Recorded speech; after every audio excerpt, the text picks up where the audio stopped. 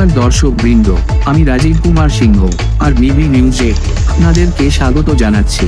আজকের মূল শিরোনামগুলো হল বারাক উপত্যকা পাচারে বড় মাদক অভিযান, আসাম অরুণোদয় প্রকল্পে ৩,৬০০ কোটি টাকা বিতরণ, আসামে সুখোই ৩০ যুদ্ধবিমান নিখোঁজ, আন্তর্জাতিক মধ্যপ্রাচ্যে উত্তেজনা বৃদ্ধি।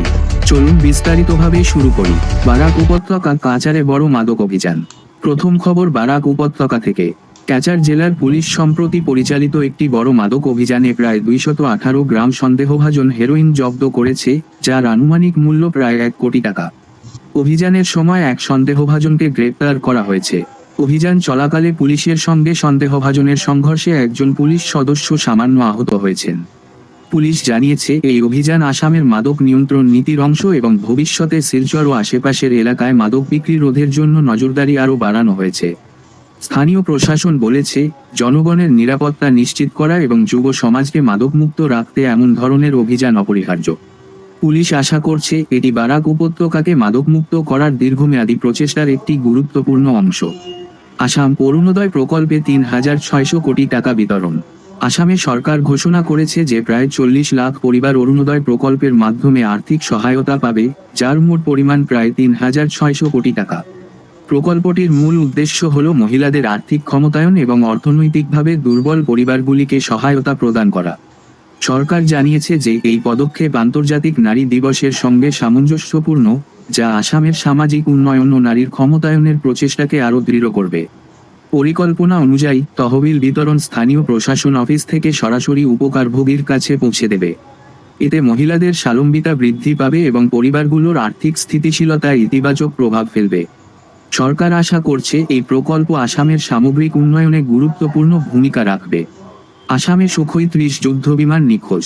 জাতীয় সংবাদে, আসামের কার্বি আংলং এলাকায় ইন্ডিয়ান বিমানবাহিনীর সুখোই ৩০ যুদ্ধবিমান নিখোঁজ হয়েছে। বিমান রাডারের সঙ্গে যোগাযোগ হারানোর পর তৎক্ষণাৎ উদ্ধার ও অনুসন্ধান অভিযান শুরু হয়েছে। এভিয়াল এবং স্থল অনুসন্ধান দল বিমান এবং ক্রু খুঁজে পেতে কাজ করছে। ভারতীয় বিমানবাহিনী সতর্কতায় আছে এবং নিরাপত্তা ব্যবস্থার পুনর্মূল্যায়ন করেছে। প্রশাসন স্থানীয় জনগণকে সতর্ক থাকার জন্য নির্দেশ দিয়েছে এবং সীমান্ত ও সংবেদনশীল এলাকায় নিরাপত্তা বৃদ্ধি করেছে।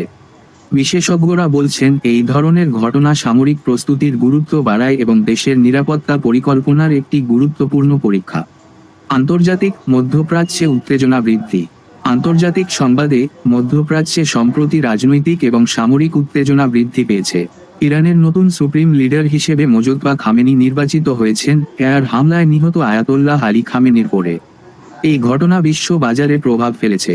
তেল উৎপাদন ও শিপিং রুটে বিশৃঙ্খলার সৃষ্টি হয়েছে, যার ফলে তেলের দাম $১০০ প্রতি ব্যারেল ছাড়িয়েছে। আন্তর্জাতিক সংস্থা পরিস্থিতি ঘনিষ্ঠভাবে পর্যবেক্ষণ করছে। বিশেষজ্ঞরা বলছেন, মধ্যপ্রাচ্যের এই উত্তেজনা কেবল রাজনৈতিক নয়, বরং অর্থনৈতিক এবং নিরাপত্তার উপরও গুরুত্বপূর্ণ প্রভাব ফেলবে।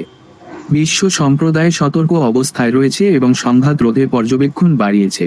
এই নিউজ বুলেটিনটি উপস্থাপন করা হয়েছে পরিজাত হোটেল রেস্তোরাঁ এবং স্পা, ক্যাপিটাল পয়েন্ট শিলচর এবং পরিজাত রিসোর্ট শিলচর লাটিরগ্রাম মহাসড়ক এর সহযোগিতায়। ধন্যবাদ আর বিবি নিউজের সঙ্গে থাকার জন্য।